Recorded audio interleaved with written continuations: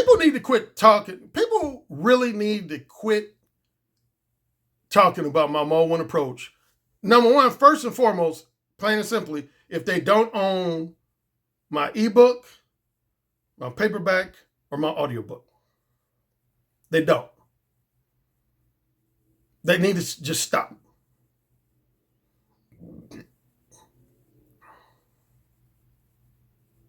They need to just stop right now, this very moment, because they don't know what the fuck they're talking about. And honestly,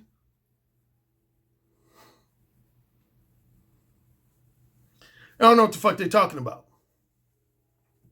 Now, as you know, I did a video response yesterday to the brother Burton, brother Marquette Devon Burton. And it's funny, man. I had people on two extremes. I had some brothers. Most people enjoyed my response video. I'll start off by saying that. Most people enjoyed it. They agreed with the points I made, the rebuttals that I offered. So I'll say that definitely most people enjoyed it. But as far as people who had criticisms, I had criticisms on each extreme. Some guys basically said, and it was mostly lighthearted, but they said, ARC, if I was you, I wouldn't have responded at all. I wouldn't have responded at all. It just wasn't, his live stream wasn't worth responding to. Initially, I wasn't. Actually, initially, if you go to my community page, I said that. Initially, I wasn't going to respond. But yeah, that's what some guys said. They said I wouldn't have responded at all. Then on the flip side, another criticism I got from a few guys is that, yeah, I enjoyed ARC's response, but I thought it was going to be harsher than that. I thought it was going to be harsher, more hardcore than that. No, it was no need for me to be, as people have called me, panel ARC, mainly because of that note I showed on yesterday's video. He sent me a respectful note, man.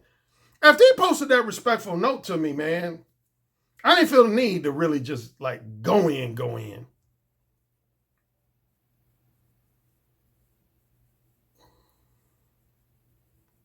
I mean, again, man, related to what I just said a couple minutes ago, just the fact that he publicly acknowledged that he didn't read my book or listen to my audiobook.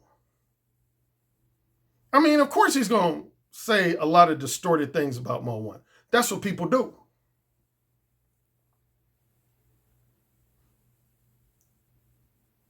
Like, for example, if I had to pick on one more thing, he said that I forgot to mention yesterday, there was one stretch where he said, he tried to imply that when a guy is Mo 1 with women, that automatically means he's hyper aggressive,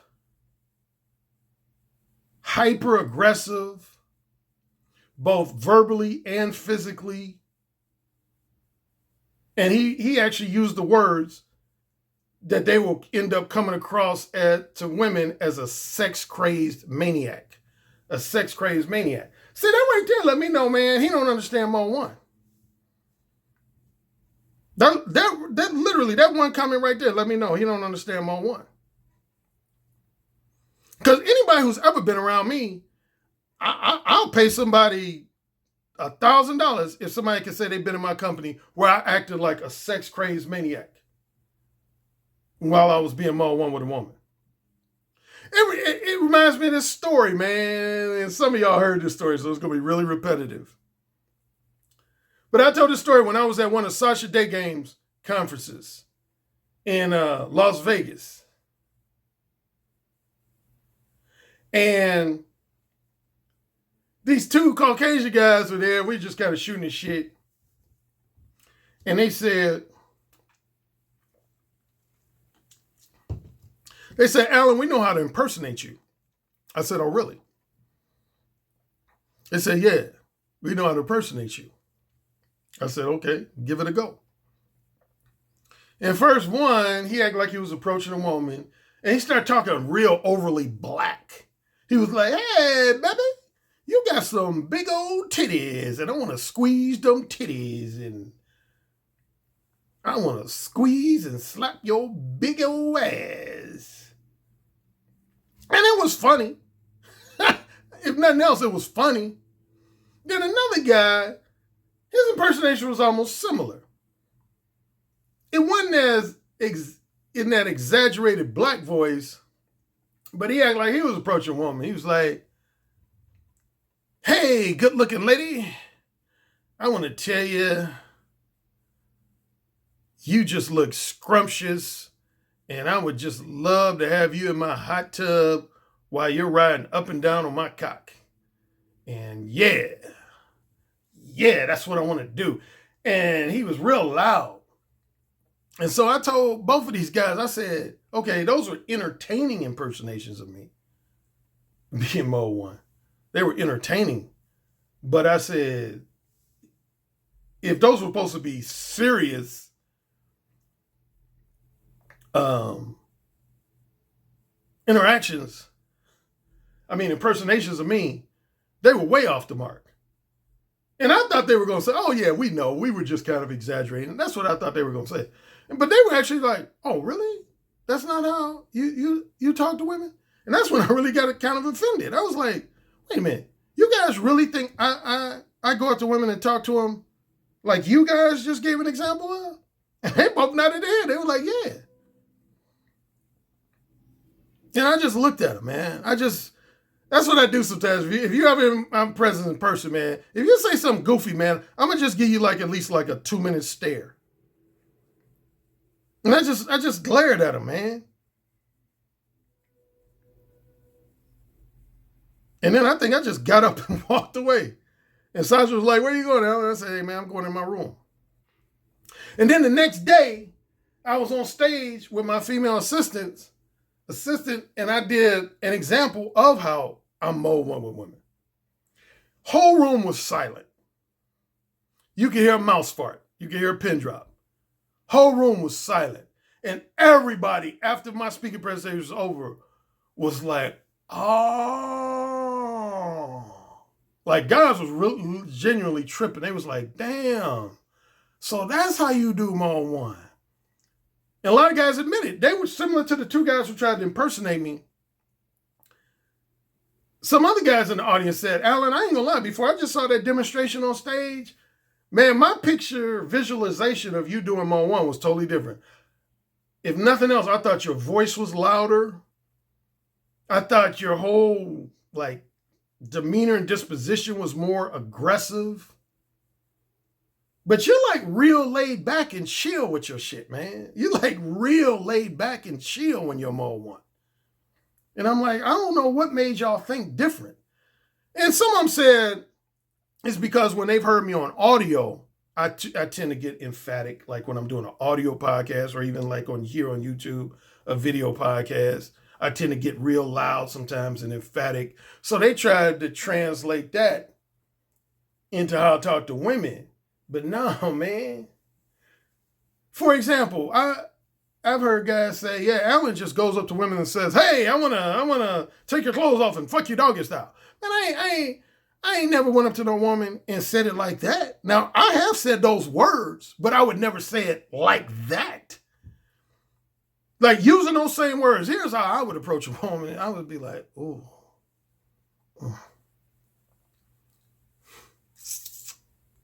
You sexy than a motherfucker. You know that? You sexy. I bet a lot of men tell you that all the time, don't they? You sexy. You know what I want to do? I want to get you over to my place. And I want to slowly unzip your dress and watch it drop to the floor. Then have you get on all fours on my bed. And then I just want to slide my hard dick in and out your pussy. Would you like that? Say it. Say I would like that. Say it again. Say it again. Ooh, say ooh. Say ooh. Yeah. I can't wait to fuck you. Say, sir, I want you to fuck me. Say it. Say it again. Say, sir, I want you to fuck me. Oh, yeah, that's a good girl. That's a good girl.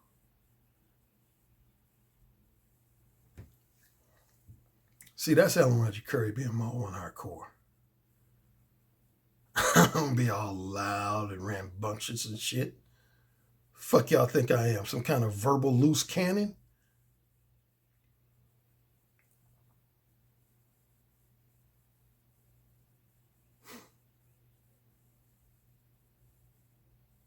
That's called having a mouthpiece, motherfuckers.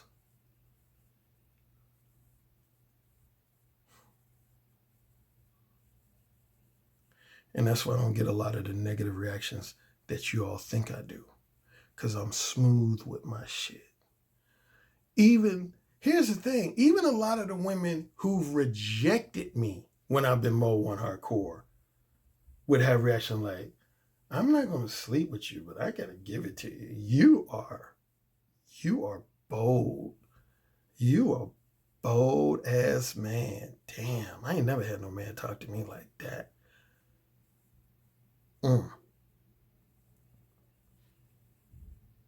Like, matter of fact, I told a story. I don't want to get into telling too many stories. But if you remember, I told a story about one time I was at this club called the Excalibur. And there was this Asian woman working. They used to have a lot of clubs. They had these girls trying to sell you liquor, beer and liquor and stuff. Excuse me. And I talked to this Asian woman, similar to that example I gave you. I was Mo one hardcore with her like that. And she ended up telling me that she was married. So the bad news was she rejected me because she said she was married and she said she was in love with her husband who was black. But then she gave me a compliment. She said, what's your name? I said, Alan. She said, Alan, I got to tell you, you got some balls. That's exactly what she said. She said, you got balls. She said, most men don't have balls to talk to women like that. She said, I ain't going to lie. The way you talk to me, it was a turn on. She said, I'm not going to even front. She said, it was a turn on. But she said, I'm married. I love my husband. But she said, if I had to tell you confidentially, she said, my husband has never talked to me like that. I don't think he would ever in his life have the courage, balls to talk to me the way you just talked to me. So, and I talk about that all the time, man. I've said that in a number of videos, man. See, when you Mo one, even in a lot of instances where you get rejected, you still get what's known, what I refer to as alpha male respect. Alpha male respect. I've had a lot of women who I was Mo one with, and more specifically Mo one hardcore with, reject me, but they still gave me my alpha male respect. Oh, y'all know the best story of that, of a woman rejecting me but still giving me respect. And I ain't gonna say her name, but she used to be a famous R&B star that was on the TV show Soul Train a number of times. That's a hint. But if you own my books, Ooh Say It Again, Verbal Seduction Story number 4. Yeah. It's interesting. Yeah, a lot of people are surprised that I included at least one story where I got rejected. Most people thought all my verbal seduction stories would be stories of me ending up getting a pussy. But I had at least one story where I got rejected. And it was by this famous R&B star. It was mainly because she was in a serious relationship with another well-known dude who I could say his name, but I'm not. And, but without getting a longer story, yeah, she rejected me, but we ended up talking for like 5-10 minutes after she rejected me. And she, in a nutshell, she gave me my respect. She said, Alan, I love your approach. She said, I love your approach. She said, I love your approach. Now, she did, admittedly, and I say this in the story, she kind of somewhat criticized it. She said, if you use this approach for a woman that you look at as long-term girlfriend material or future wife material, she said, I don't know if you should use this approach. Talking about Mo one hardcore. She was like, I don't know. So that was her one criticism. She said, if you're in the company of a woman that you look at as somebody you're going to, spend the rest of your life with. But she said, for casual sex, she said, that's the best approach a man could use. She said that. She said, for casual sex, your approach, which was not only a mode 1 approach, but it was a mode 1 hardcore approach. She said for casual sex, that's the best approach a man can use. She said, I'm so tired of men approaching me using corny, beat around the bush pickup lines. She said, we all know they want to fuck. How many times I gotta tell you? Women know you want to fuck. Women know you want to fuck. And you insult their intelligence when you talking about shit that ain't got nothing to do with sex. When they know that the main reason you talking to them is because you want to fuck them. That's one reason I'm on one with women. I don't like to insult women's intelligence. Go back to that story about the woman that used to be a student of my mother, was one of my mother's students. That's in my original Mode 1 book. That's basically what she said. She basically said, I'm going to try to, skip over miscellaneous details, but in this year she said, Ellen, the thing about it, we women, we know y'all want to fuck us as soon as you're flirtatious with us or extra friendly with us. We know you want to fuck us. That's a foregone conclusion. We know you don't want to get in our pants. The thing we're trying to figure out is 2 to 3 things. We're trying to figure out, number 1, in what context do you want to get in our pants? For example, do you want long-term sex versus short-term sex? Do you want monogamous sex versus non-monogamous sex? Sex with emotions involved or sex without emotions involved? That's the number 1 thing we want to know. Number 2, we want to know how you going to go about trying to get in our pants. Are you going to be straight up about it like you are, Alan, Mode 1? Are you going to beat around the bush? Are you going to offer to spend money on us and wine and dine us? Are you going to try to lie to us and act like you want to be our future husband when we know you don't? So that's all us women are trying to figure out is, number 1, what sex, in what context do you want to have sex with us? Relationship sex, non-relationship sex? And secondly, what are you going to do to communicate that you want to have sex with us? And that's all relates to my Mode 1 approach, man. I don't insult women's intelligence, man. Particularly when my objective is just short-term, non-monogamous care. I don't insult women's intelligence. Because I know women don't want to be insulted. Again, not the woman in my mother's former student broke it down, and the woman in Verbal Seduction story number 4, the R&B star, she broke that down. She said, basically in so many words, she said, I'm tired of motherfuckers trying to have casual sex with me being Mode 2 and Mode 3. She said, I'm tired of that shit. That's basically, she didn't say those exact words, but essentially that's what she told me when we was in that bookstore in Westwood. She said, I'm tired of motherfuckers being Mode 2 and Mode 3 with me. It's a waste of my damn time. She basically was like, if you want to fuck me casually, tell me straightforwardly so I can say yay or nay.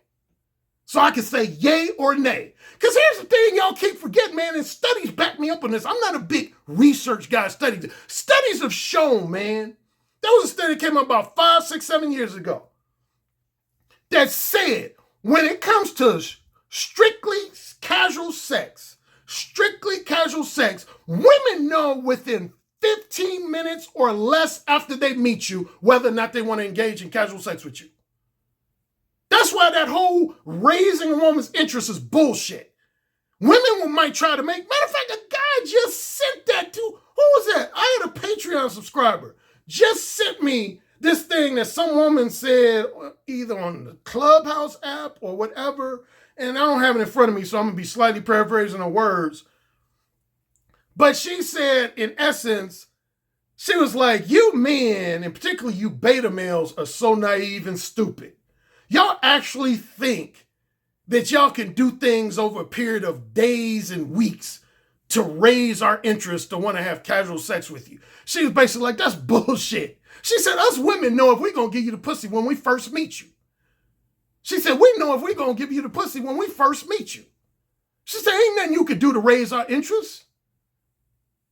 That's what this woman said. I had a Patreon subscriber sent me this thing where this woman said that on some social media app. I think it was Clubhouse. But yeah, she was like, you beta males are so naive and stupid thinking y'all can raise our... And again, studies have backed me up on that, man. When it comes to casual sex, women know by the end of their first conversation with you if they're gonna give you some pussy. Now, they might not tell you. They might not tell you that to your face. But I put $20,000 that they do know. The only thing you can raise in a woman over a period of days, weeks, months, or years is their interest in spending time with you, both sexually and non-sexually. Both sexually and non-sexually. In other words, a relationship. Women are not going to decide in the first conversation whether or not they want to be in a long-term relationship with you. That's something that is going to take a number of days, weeks, possibly months before a woman decides if she wants to be in a long-term relationship with you. But when it comes to, like, say, a one-night stand, weekend fling, or some other variation of casual sex, women know that by the end of their first conversation with you. They know that. Again, this is not my opinion. This is from two things. This is from women telling me that themselves. I talked about that when I went to that Patreon. Remember I went to that Patreon conference in early November 2018, and I did kind of my own informal survey type conversations with about 15 women? All of them said that.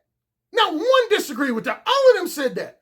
All of those 15 women I talked to during that trip in LA said, when it comes to strictly casual sex, they said, we know if we're going to give a guy the pussy or not by the end of our first conversation with him. Some women said, I know within the first minute or two if I'm going to give a guy some pussy for casual sex. Other women, it was a little longer. Some women said 5 minutes. Some women said 10 minutes. Nobody said anything longer than 15 minutes. Because that's all they need to know. When it comes to casual sex, there's only really 3 things a woman needs to know about you to have casual sex with you. There's only 3 things a woman needs to know about you to have casual sex with you. Are you physically attractive enough for her to have casual sex with you? Are you physically attractive enough?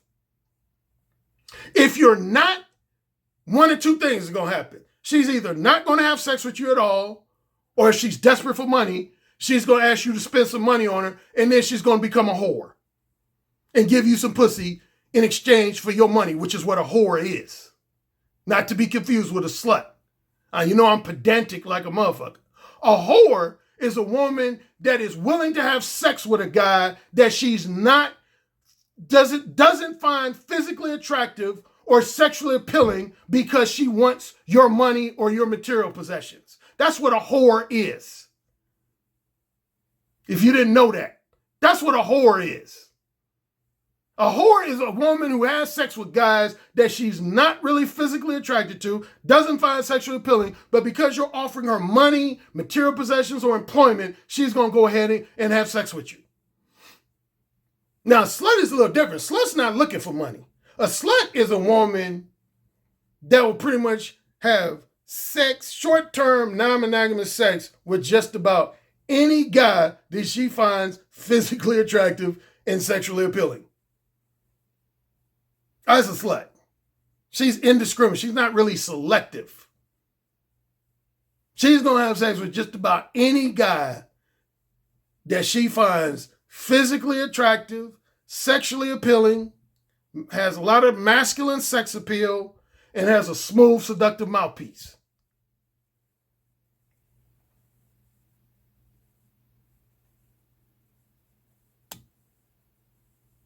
So y'all wasting y'all time thinking y'all can raise a woman's interest for casual sex. Now again, for a relationship, I've always said, yeah, you can do it for a relationship. Because it takes time for women to identify what's appealing about your non-sexual companionship. You ain't going to be able to prove that in 1 or 2 conversations. What's appealing about your non-sexual companionship. That takes time. It takes time to prove to women what's appealing about your non-sexual companionship. So yeah, that does take days, weeks, months. Casual sex, a woman don't need 2 or 3 days to determine if she wants to have casual sex with you. She don't. Any woman that tells you she does, she a bold-faced liar. She a liar. She a fucking liar. She a fucking liar. Any woman here on YouTube try to tell you that, tell them who that. Tell me about them. I tell them to directly. They're a fucking liar. They're a liar. It don't take no woman no 2, 3, 4, 5 days to determine if she want to have casual sex with you. Women know by the 15-minute mark of their first conversation with you whether or not they want to give you some casual sex pussy. Y'all motherfuckers are naive. Y'all motherfuckers are delusional. You notice when I do all my videos like I'm doing now, how many times do you see women come in my comment section disagreeing with the shit I'm saying? Raise your hand. How many times have you seen women coming in my comment section disagreeing with the shit I'm saying? You notice they're interestingly, conspicuously quiet? Y'all don't pay attention to that? You notice I don't get no blowback from women? I don't get no vehement disagreements from women. The only women who want you to think you can seduce them over a period of days, weeks, and months is women who want to play your fucking ass. They want to play your ass, you dumb motherfucker. You stupid ass.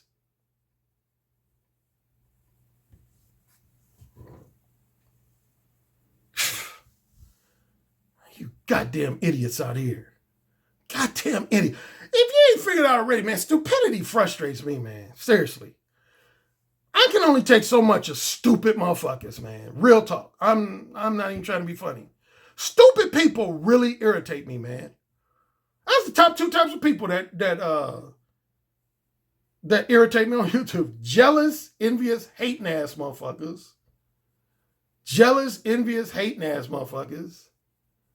Sometimes those guys amuse me, but other times they irritate me.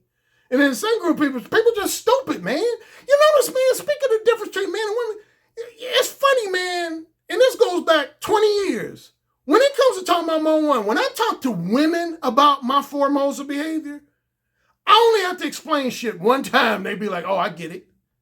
They'd be like, oh, I get it. I ain't never had no woman say, like, explain that to me again so I'm not following. Explain that to women. Immediately, they'll cut me off before I'm finished. They'd be like, oh, I get it.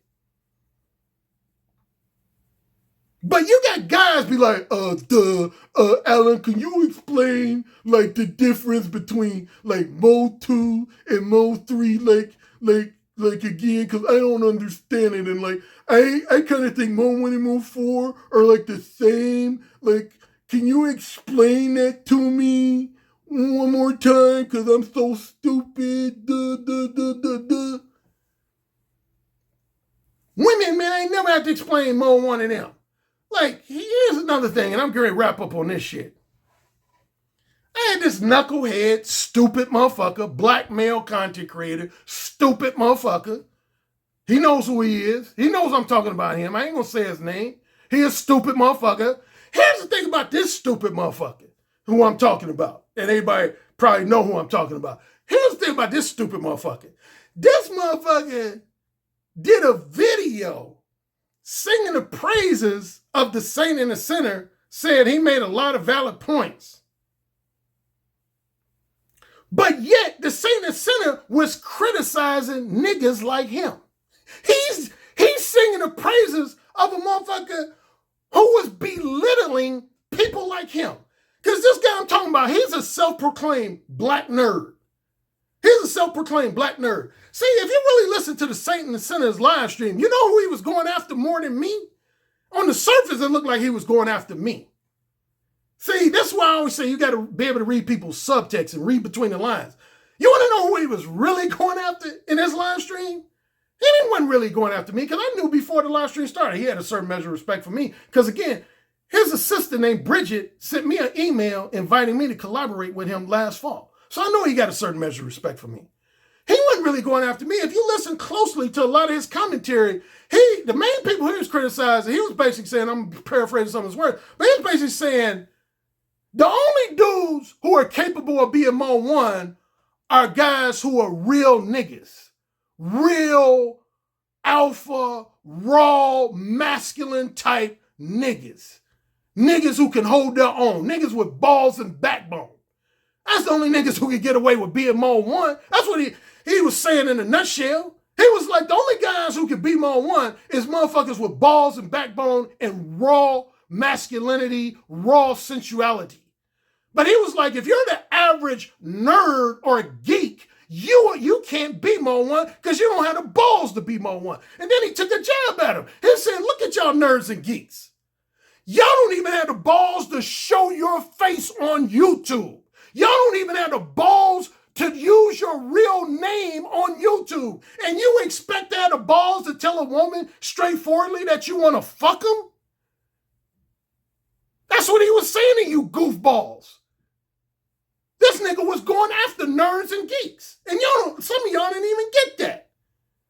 That's who he was really attacking. He was basically, again, in a nutshell, he was basically saying, if you're a very masculine alpha male, yeah, you can be mode 1. Mode 1 is going to work for you.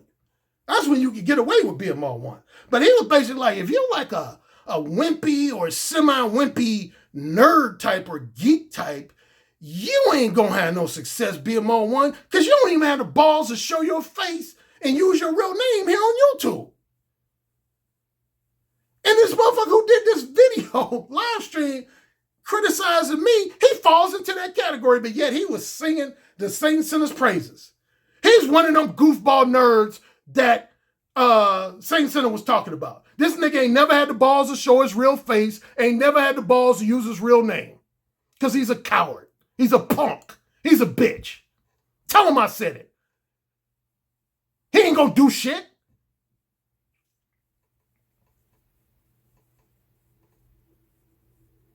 So this fool gets on and says, well, in my opinion, he talks real, proper like this. He's like, he has this kind of smug arrogance about him when he talks like this. He says, Alejandro Currie, he's so full of it because he tried to act like there was a distinction between, mode 1 hardcore and mode 1 and mode 1.5 and mode 2. They're essentially all the same. There's no real difference, particularly between mode 1.5 and mode 2. There's no real difference between those two. And he always uses, the defense that people just focus on mode 1 hardcore when they really don't. No, they really do. No, they really do. No, they really do. Here's how I can tell when somebody's talking about mode 1 hardcore as compared to mode 1. And I did a whole video on this. I don't want to rehash my whole video. I did a video about this in the early part of 2019. About the difference between mode 1 hardcore, standard mode 1, mode 1.5, and then I even touched on mode 2, mode 3, mode 4. Here's how I can tell when my haters and critics are focusing on mode 1 hardcore. Is when they say stuff like, yeah, Alejandro Currie believes you should just walk up to a woman and say, hey, you got some nice tits and nice ass, I want to fuck you. See, if you would be in standard mode 1 or mode 1.5, you would never do that. You would never do that. Only it got to be in mode 1 hardcore. See, mode 1 hardcore is when, from the time you pretty much open your mouth, you're saying something sexual to a woman. That's mode 1 hardcore. Is when within 90 seconds or less after you open a conversation with a woman, you're laying your sexual desires, interests, and intentions on the table, usually in an R-rated, X-rated, or triple X-rated manner. That's mode 1 hardcore. That's mode 1 hardcore. Standard mode 1 is when you spend a minimum of 2 to 3 minutes and as long as 4 or 5 minutes filling a woman out and identifying, number one, does this woman find you physically attractive and sexually appealing? Does she find you physically attractive and sexually appealing? Number two, is she single? Is she single and unattached? Why waste time trying to hit on a woman that's married, engaged to be married, or is in love with her long-term boyfriend? Now, that's the second thing you need to find out when you're standard mode 1. And then just third, I would say just finding out if you two would have decent chemistry. If she's not a head case, she's not mentally and emotionally unstable. And you can do all that in like 3 to 5 minutes. That's standard mode 1. Standard mode 1 is when you take a minimum of 2 to 3 minutes and no longer than roughly 5 minutes to fill a woman out before you lay your sexual desires, interests, and intentions on the table. Mode 1.5 is essentially just like standard mode 1, only you don't use any profanity and any sexually explicit language. And you could take up to 10 minutes to fill a woman out. That's another difference. Mode 1.5, you could take up to 10 minutes to fill a woman out before laying your desires, interests, and intentions on the table. Oh, and one other thing, as I mentioned yesterday, with Mode 1.5, you could choose to do one of two things. You could choose to express your desires, interests, and intentions, or as an alternative, you could choose to tell a woman what you're not interested in. So, for example, instead of specifically telling a woman you're interested in short-term non-monogamous sex, you would tell her you're not interested in platonic friendships and you're not interested in long-term, emotionally profound romantic relationships. That's Mode 1.5.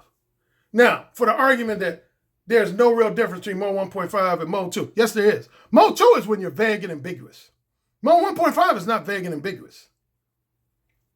Mode 2 is when you're vague and ambiguous. Mode 2 is when you give a woman no clue whether you prefer long-term or short-term sex. You don't give her any clue whether you prefer monogamous sex or non-monogamous sex. You don't give her no clue whether or not you want her just to be your fuck buddy or your next long-term girlfriend. You don't give her no clue. That's Mode 2. Vague and ambiguous. And the other thing with Mode 2, on average, when you're Mode 2, you spend a minimum of 15 to 20 minutes engaged in small talk. A minimum of 15 to 20 minutes engaged in small talk. Flattering, entertaining small talk. But yeah, Mode 2 is when you're completely vague and ambiguous. A woman has no clue what type of sex you want. She might have an idea that you want to have sex with her, but she has no idea what type of sex you want. Going again, this takes me back to the woman who was my mother's former student. That's what she said. She said, all women know you want to fuck them. The thing we don't know is it within what context.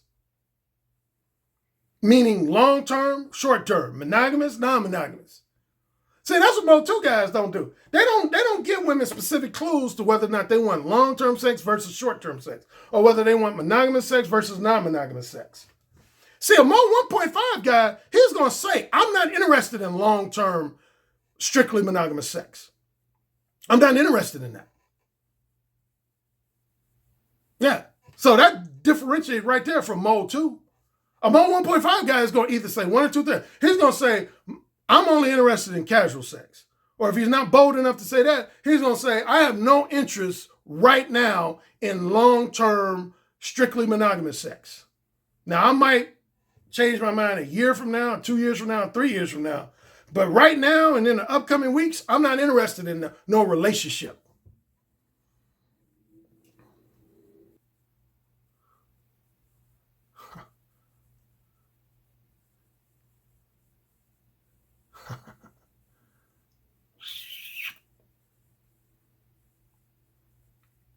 Make me a sandwich, motherfucker. Because you just got owned.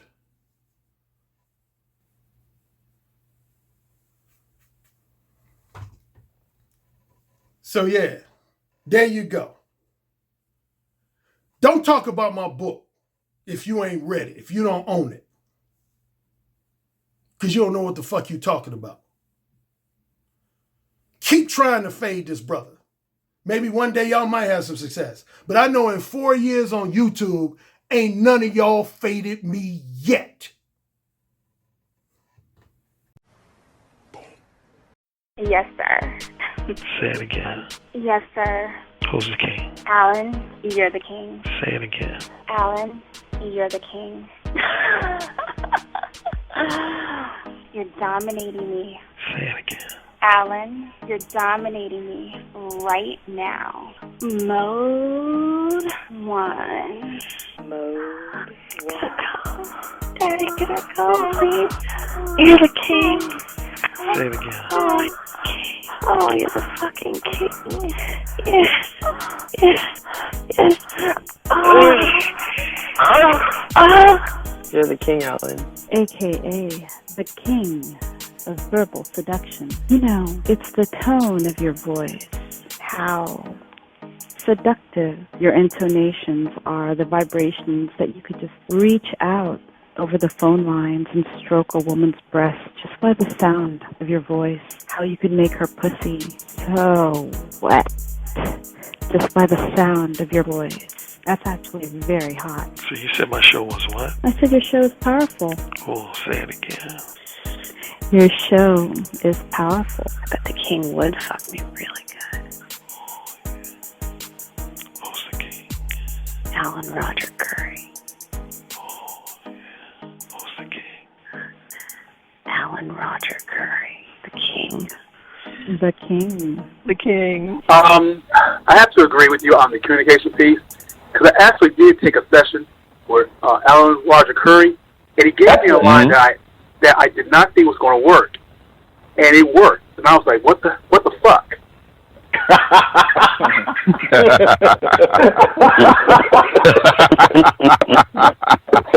Oh my God! Guys, man, he's the master. He's the master of the verbal seduction. He got that communication piece down pat. It really worked.